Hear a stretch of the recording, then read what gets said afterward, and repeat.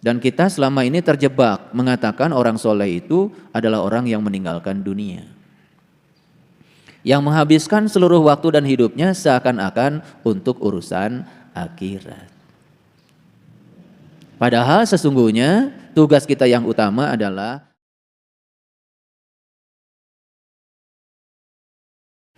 Assalamualaikum warahmatullahi wabarakatuh.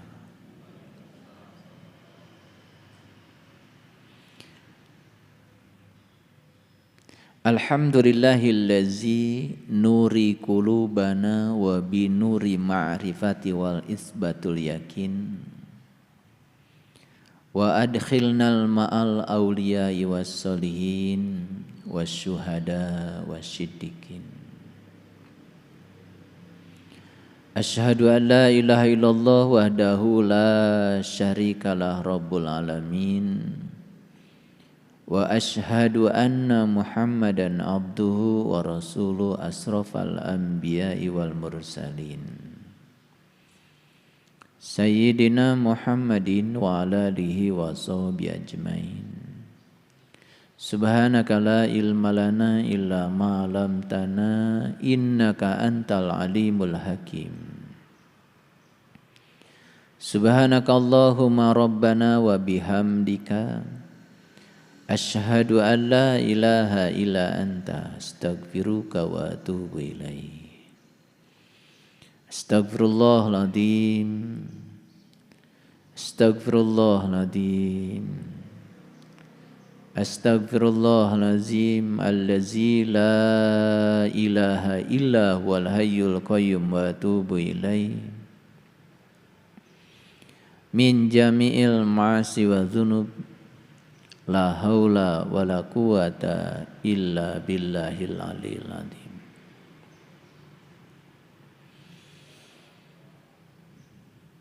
Kita diutus ke semesta raya ini dibungkus dengan tubuh jasmani.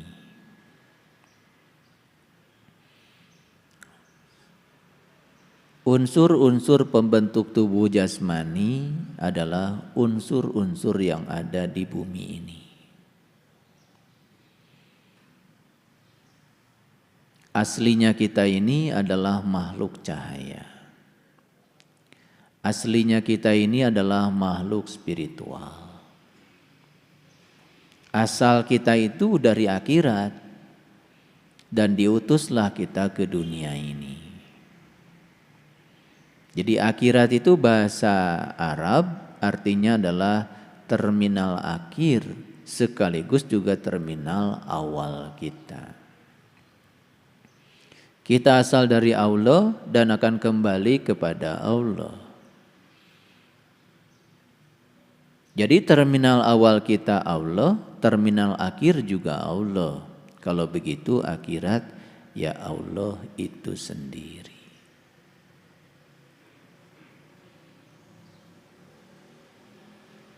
Jadi kita diutus ke semesta raya ini tidak telanjang. Tidak sebagai makhluk spiritual saja. Tidak sebagai makhluk cahaya saja. Dibungkus dengan tubuh yang terbuat dari unsur-unsur yang berasal dari bumi. Karena memang tugas utama kita di sini adalah membangun peradaban di bumi. Jadi jangan suka mencibir sama orang-orang yang punya semangat membangun dunia ini dengan mengatakan, wah dia itu dunia banget. Dan kita selama ini terjebak mengatakan orang soleh itu adalah orang yang meninggalkan dunia, yang menghabiskan seluruh waktu dan hidupnya seakan-akan untuk urusan akhirat. Padahal sesungguhnya tugas kita yang utama adalah bangunlah dunia ini dengan membawa nilai-nilai luhur yang dibekalkan dalam ruh kita. Nilai-nilai luhur yang dibekalkan dalam jiwa kita. Karena ruhku yang ditiupkan ke dalam diri kita adalah bagian dari dirinya. Dalam ruhku itu melekat ada zat, ada sifat, ada kreativitas, juga ada asma. Jadi semuanya lengkap di situ. Itulah bekal kita. Jadi dua bekal kita yang utama, bekal yang pertama adalah nilai-nilai keilahian yang harus diwujudkan menjadi nilai-nilai kemanusiaan. Dan bekal yang kedua, kita dikasih tubuh untuk berkarya sebagai kendaraan kita di semesta raya ini. Itu sebabnya setelah selesai kita berkarya di sini, ya, sang ruhku yang ditiupkan itu, ya, tidak akan tinggal di sini lagi. Tepat pada saat tubuh ini sudah tidak layak pakai lagi untuk meneruskan perjalanan di semesta raya ini. Jadi siapa orang yang sukses di semesta ini adalah mereka yang telah berhasil menjadi manusia paripurna. Siapa manusia paripurna itu? Manusia paripurna dirumuskan dalam kearifan lokalnya orang Jawa Barat dengan 6 terminologi lokalnya orang Jawa Barat. Yang pertama, manusia paripurna itu yang sudah berhasil nulung kanu butuh. Ada yang butuh ilmu, ada yang butuh layanan kesehatan, ada yang butuh layanan teknologi informasi, ada yang butuh layanan psikologi, ada yang butuh layanan fotografi, ada yang butuh layanan spiritual. Silahkan. Nulung kanu butuh, awas. Bukan berarti orang yang butuh itu orang yang susah. Karena di semesta ini kita saling membutuhkan. Kita membangun rumah harus ada toko material. Setelah selesai bikin rumah harus ada toko furniture. Meletakkan kursi supaya nyaman, kelihatan bagus, harus ada ahli tata ruang. Supaya baju kita bagus, kelihatannya keren, harus ada ahli tata busana. Banyak sekali peran-peran di semesta ini. Dan siapapun yang berperan di semesta raya ini, dia sudah menunaikan tugas kemanusiaan di semesta raya ini. Itu nulung kanu butuh. Silahkan kita mau berprofesi sebagai apa. Sekecil apapun peran kita di semesta ini akan menjadi peran yang mengagumkan kalau itu dibangun dari keikhlasan hati. Makanya ada orang yang bekerja keras, kerjanya pakai otot, hasilnya pas. Hari ini kerja, hari ini habis. Besok belum tentu punya rezeki lagi kalau nggak kerja. Padahal ada waktu di mana kita ini suatu saat tidak bisa bekerja lagi, tapi tetap butuh uang, bukan? Nah, orang yang berpikir cerdas mulai naik dari bekerja keras pakai otot, naik ke tingkat bekerja cerdas pakai intelek. Tapi hasilnya juga tidak akan jauh dari pas. Nah, orang yang lebih keren lagi, dia bekerja mengakses sesuatu yang tanpa batas di kehidupan ini. Namanya bekerja ikhlas. Hasilnya tanpa batas. Dengan apa kerjanya? Dengan spiritual.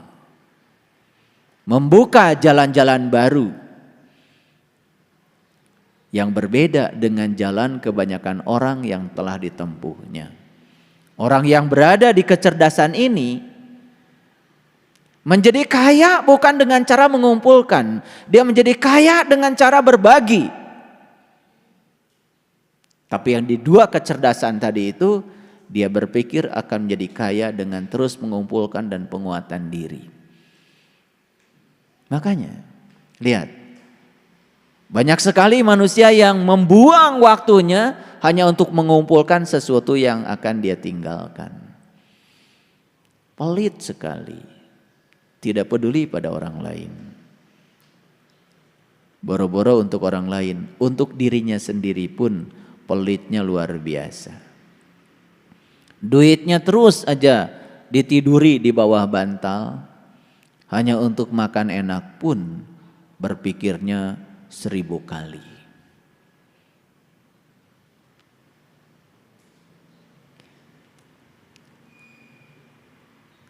Yang kedua, manusia paripurna itu adalah nalang kanu susah.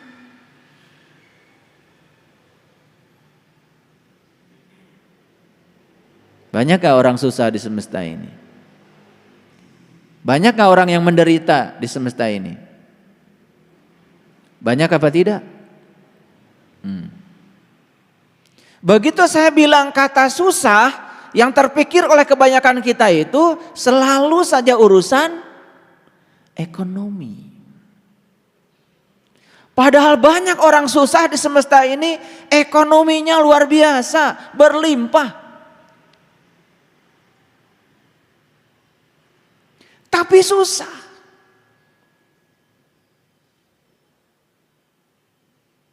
Rata-rata orang yang korupsi itu orang yang punya jabatan. Dan jabatannya pasti tinggi. Kalau jabatannya rendah, apa yang mau dikorupsi? Saya mau tanya, pinter enggak? Itu para koruptor itu kelebihan hidupnya apa kekurangan? Kelebihan apa kekurangan? Masih nyuri berarti kekurangan. Kekurangan harta atau perasaannya saja yang kekurangan? Perasaannya. Hartanya banyak, rumahnya ngajengleng, mobilnya banyak, jabatannya tinggi. Tapi masih saja mencuri, berarti dia masih merasa kekurangan. Itu orang susah apa tidak? Susah apa tidak? Susah. Kalau cerita orang susah nggak punya duit itu sudah selesai itu. Saya sekarang sedang cerita orang susah, tetapi kelihatan seperti tidak susah, pura-pura aja tidak susah, padahal susah. Paham maksud saya? Kita harus nalang kanu susah. Ayo, saya ngajak kalian semua. Berani nggak nalang kanu susah? Saya terkejut. Akhir-akhir ini saya diundang untuk coaching di kesehatan holistik. Saya terkejut. Di situ saya bertemu dengan orang-orang yang kelihatan secara duniawi gak masalah, tapi masalahnya banyak. Susah hidupnya. Coba. Orang belum punya jabatan, susah. Meraih jabatan, susah. Setelah menjabat, tambah susah. Karena dia takut kehilangan yang sudah dia capai. Lihat tuh mereka, bekerja keras untuk mempertahankan agar dia ada di jabatan itu. Karena setiap jabatan ada berkah jabatan. Dia takut kehilangan berkahnya. Susah apa tidak? Susah. Ini saya buka nih pemikirannya. Karena lihat orang susah gak punya duit biasa kan? Ini kita lihat orang susah duitnya banyak. Kita lihat orang susah sekolahnya tinggi. Lihat orang susah tidak sekolah, biasa, nggak usah dibahas. Banyak yang sekolahnya tinggi-tinggi, susah juga. Pikirannya susah, perasaannya susah, yang diceritakan yang susah-susah, hidupnya susah juga. Paham maksud saya? Saya tantang sekarang. Ayo, mau nggak kita nolong sama orang susah itu?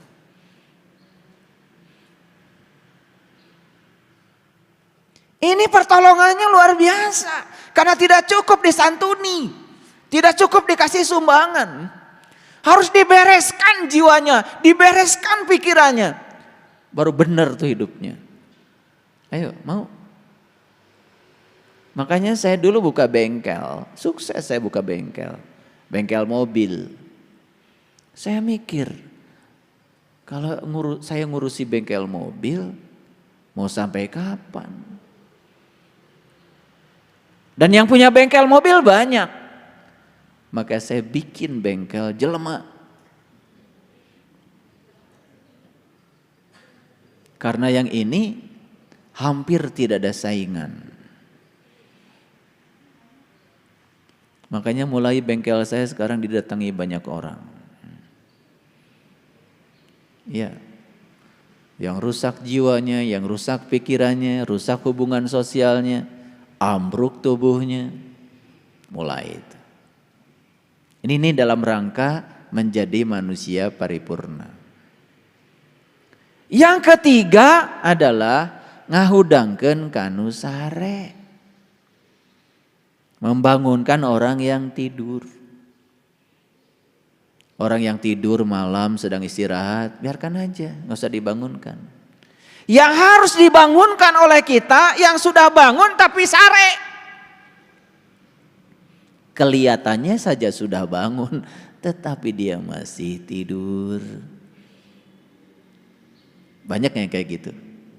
Nah, ini pekerjaannya luar biasa. Membangunkan orang yang tidur biasa gampang.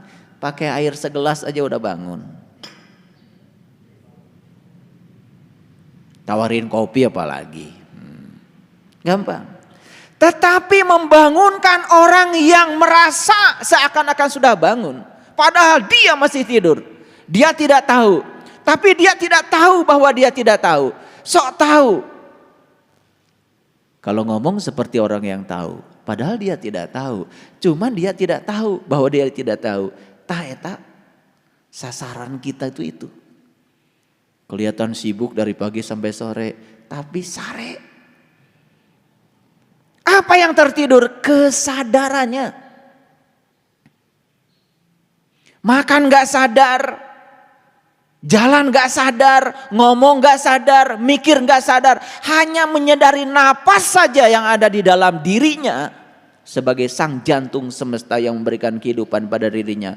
Itu saja tidak disadari. Sibuk saja dalam proses mengejar dan terus mengejar. Diburu oleh waktu. Makanya mereka yang terus hidupnya diburu oleh waktu akan dilindas oleh roda zaman. Terus saja dilanda rasa tidak puas dalam hidupnya. Tidak pernah bersyukur. Kerjanya cuma meminta dan meminta. Dan orang yang masih meminta dan terus meminta itu tanda bahwa dirinya belum merasa diberi. Cuman karena memintanya habis sholat kan kelihatan soleh. Namanya doa.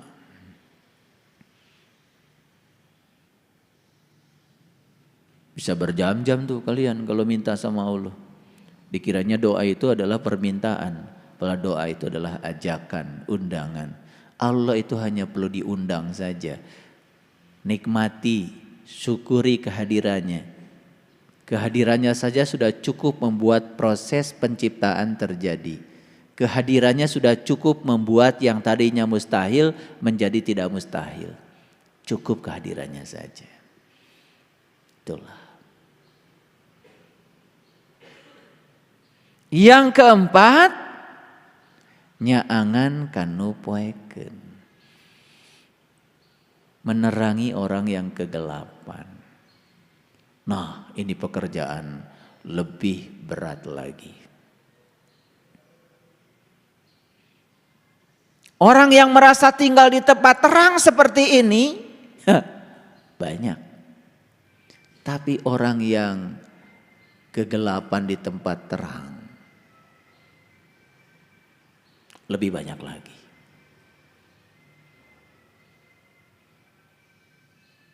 Gelap. Dan ciri orang yang masih tinggal dalam kegelapan biasanya salah proyeksi, salah persepsi. Coba lihat sekarang. Kalau kita memperhatikan kehidupan sekarang, yang ini menghujat sini, yang ini menghujat sini, yang ini merasa paling benar, yang ini merasa paling berhak menghukumi orang. Itulah, semua tinggal dalam kegelapan. Ayo, mau membaktikan diri menjadi lampu yang terang benderang, yang bisa membebaskan kegelapan. Karena kegelapan itu sebetulnya ketiadaan cahaya saja. Kalau ada cahaya hilang tuh kegelapan. Mau menghadirkan cahaya? Bagaimana kita bisa menghadirkan cahaya untuk orang lain kalau kita belum bercahaya? Ayo cahayakan diri kita dulu. Cahayakan diri kita. Tidak usah pidato. Orang-orang yang bercahaya itu pasti dimanapun akan bisa membebaskan kegelapan. Dan orang-orang yang gelap kemanapun pergi menambah kegelapan. Dan lucunya ini sekarang banyak para penyumbang kegelapan tapi merasa dia sedang membagikan cahaya.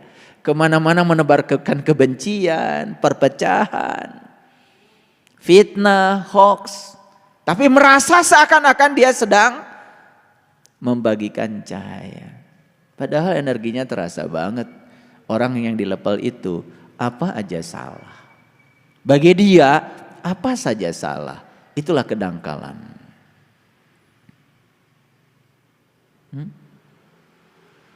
Yang kelima adalah nepakanu poho. Wah, ini kerjaan lebih berat lagi. Nepakanu poho itu berarti mengingatkan orang yang lupa. Lupa apa? Sekarang ini persoalan manusia yang paling besar adalah lupa pada jati dirinya sendiri. Lupa asal muasalnya sendiri. Lupa pada tujuan dia mau kemana. Lupa pada perannya di semesta buat apa. Banyak yang kayak gitu. Dan yang terakhir adalah nganter kanu keeng, mengantarkan orang yang ketakutan. Problematika manusia zaman sekarang adalah takut menghadapi kehidupan sekaligus takut menghadapi kematian. Makanya hari ini saya akan menyampaikan sebuah berita besar. Silahkan lihat di layar monitor ini, ya. Saya hari ini akan ngasih bonus kajian spesial surah An-Naba.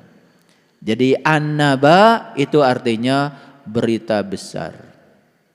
Berita besar tuh An-Naba itu. Makanya diutuslah ke semesta ini adalah para nabi. Makanya para nabi, para rasul itu tugasnya cuma 3.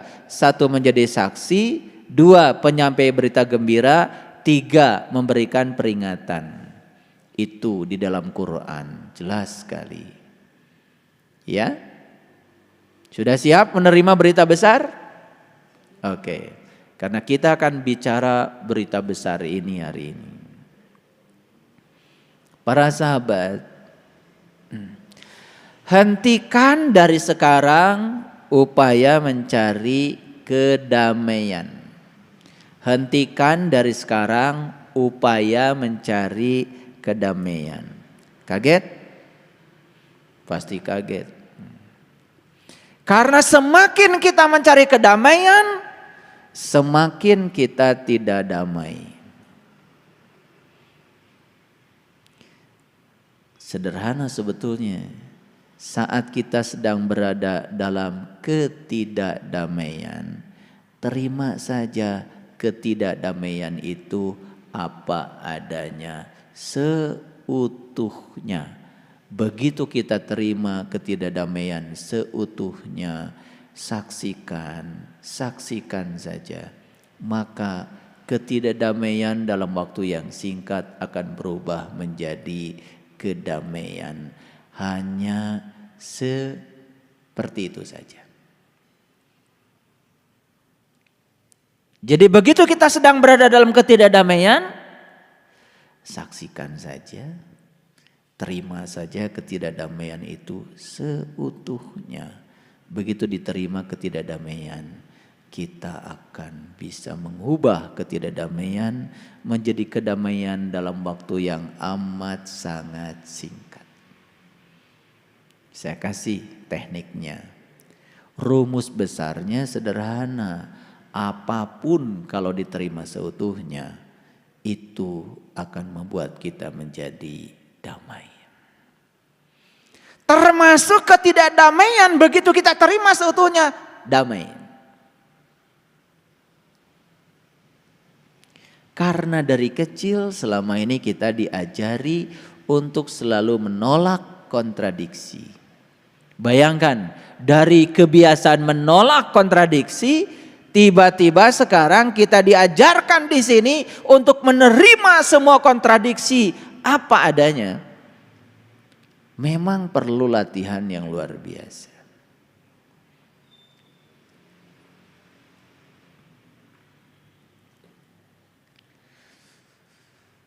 Mencari keadaan lain di luar yang ada di hadapan kita. Ulangi. Mencari keadaan lain yang di luar yang sedang kita hadapi. Bukankah itu akan menimbulkan konflik pada diri kita? Itulah yang sering tidak disadari. Kita sering hidup dengan apa yang seharusnya, bukan hidup dengan apa yang ada. Adanya begini, kita mencari keadaan lain di luar itu. Apa yang akan terjadi? Ketidakdamaian langsung hadir. Karena kita sedang mencari sesuatu yang tidak ada. Dan kita sedang menolak sesuatu yang jelas-jelas ada bersama dengan kita. Kan sebetulnya sesederhana itu, ya, konflik diri yang sering dibangun oleh kita. Begitu konflik diri itu merekah dalam diri, konflik dengan orang lain pun menjadi menyebar. Itu. Makanya ada manusia di semesta ini aneh ya, senang sekali menjadi manusia sebagai sumber konflik. Dan manusia yang menjadi sumber konflik sebetulnya karena dia masih konflik dengan dirinya sendiri. Kapan konflik dengan diri sendiri terjadi? Tepat saat kita tidak mampu mengendalikan pikiran kita sendiri. Kapan konflik dengan orang lain terjadi? Tepat saat kita tidak mampu mengendalikan mulut kita. Dan kapan orang tidak bisa mengendalikan mulutnya? Tepat saat pikirannya masih liar. Orang yang liar pikirannya pasti mulutnya liar. Dan orang yang mulutnya liar pasti banyak konflik dengan orang lain. Betul? Iya, akhirnya berurusan dengan hukum dan lain sebagainya. Gitu. Ulangi rumus besarnya. Apapun kalau diterima seutuhnya akan terasa damai. Ayo coba praktekan. Pasangan hidup kita terima saja seutuhnya. Kelebihannya, kekurangannya, langsung damai. Begitu terima kelebihannya, tolak habis-habis kekurangannya, langsung konflik dengan diri sendiri. Betul? Siapa pencipta ketidakdamaian? Jadi kalau ingin damai, caranya sederhana. Terima saja ketidakdamaian apa adanya, langsung damai kok. Ada yang konflik dengan anak, karena anak ingin jadi apa? Karena anak ingin menjadi siapa menurut versinya dia. Bapaknya dokter, anaknya harus jadi dokter, padahal anaknya takut darah. Bukankah sedang menimbulkan konflik? Tidak bisa menerima kenyataan anak apa adanya. Anaknya itu senang musik, bapaknya dokter, bapaknya ingin anaknya menjadi dokter. Padahal aslinya itu anak sebetulnya pemusik. Makanya di sekolah kan di kedokteran kelihatan jadi idiot. Karena jeniusnya dia memang main musik. Itu sama saja ikan disuruh memanjat pohon, kan kelihatan idiot. Padahal jeniusnya ikan memang berenang. Jadi jeniusnya dia nggak kelihatan. Karena dia sedang dibangun menjadi orang lain. Konflik nggak? Kenapa? Kita tidak bisa menerima kenyataan anak kita tidak suka belajar biologi. Dipaksa untuk menjadi dokter. Anak kita kerjanya senangnya masak di dapur, dipaksa jadi tentara. Karena bapaknya tentara. Konflik nggak? Kayak kasihan tuh anak bisa stres seumur-umur. Makanya saya perhatikan sekarang ini banyak sekali manusia yang tidak bahagia dengan profesinya. Saya terkejut kemarin ngasih kuliah entrepreneurship, kewirausahaan. Saya tanya satu-satu mahasiswa saya, apa kesukaan kamu? Nyanyi Pak. Loh kok ada di jurusan fisika? Kamu tersiksa nggak belajar fisika? Oh stres banget Pak. Loh kenapa bikin neraka sendiri? Ibu saya Pak pengen saya jadi guru fisika. Nah mulai kelihatan. Alam bawah sadarnya nanti akan menggunung. Dan suatu saat dia akan ambruk tuh. Dia tidak bahagia di profesinya. Dan bayangkan ketika orang tidak bahagia di profesinya, maka dia akan bekerja dalam keadaan tidak bahagia. Berkembang apa tidak? Tidak akan berkembang. Karena yang akan berkembang itu mereka yang bekerja sesuai bidangnya. Makanya orang tua jangan sok-sokan deh sama anak.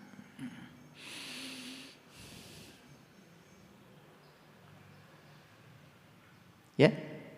Ini kelihatan sepele ya, tapi saya bahas supaya banyak yang dengar. Semoga sadar. Anak kita tuh tamu agung yang diutus ke semesta untuk menjadi dirinya sendiri.